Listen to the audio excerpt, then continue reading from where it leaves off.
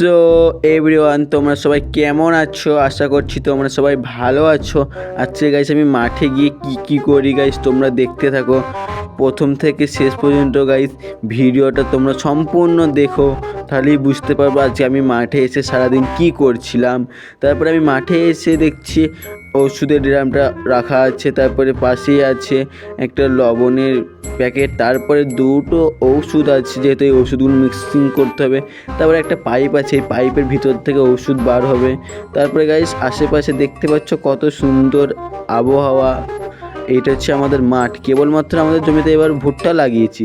তারপরে গাইস আমি বাড়ি চলে আসলাম, আর বাড়ি এসে অনেকক্ষণ বসে থেকে একটু টিভিটা চালালাম। আর টিভিটা চালিয়ে দেখছি এখন একটা হিন্দি বই হচ্ছে, দেখতে থাকলাম। তারপরে বোর হয়ে একটু আয়নার সামনে আমি চলে আসলাম। তারপর আমি হালকা করে একটা ছবি তুলে নিলাম। তারপরে গাইস আমি এখন খাওয়া দাওয়া করে বাইরে চলে আসছি, এখন গুটি গুটি পায়ে অঙ্কনদার বাড়িতে যাবো। তারপরে অঙ্কনদার বাড়িতে এসে দেখছি অঙ্কনদা উল্টো করে নাচ করছে। তারপরে হালকা করে আমাদের একটা ছোট্ট পার্টি চলে হয়ে গেল।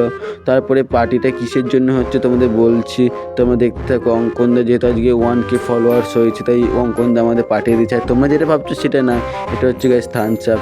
তারপরে গাইস আজকে মিনি ব্লগটা এখানেই শেষ। চলো গাইস, তোমাদের সঙ্গে আমার দেখা হচ্ছে আবার আমার নেক্সট ব্লগে।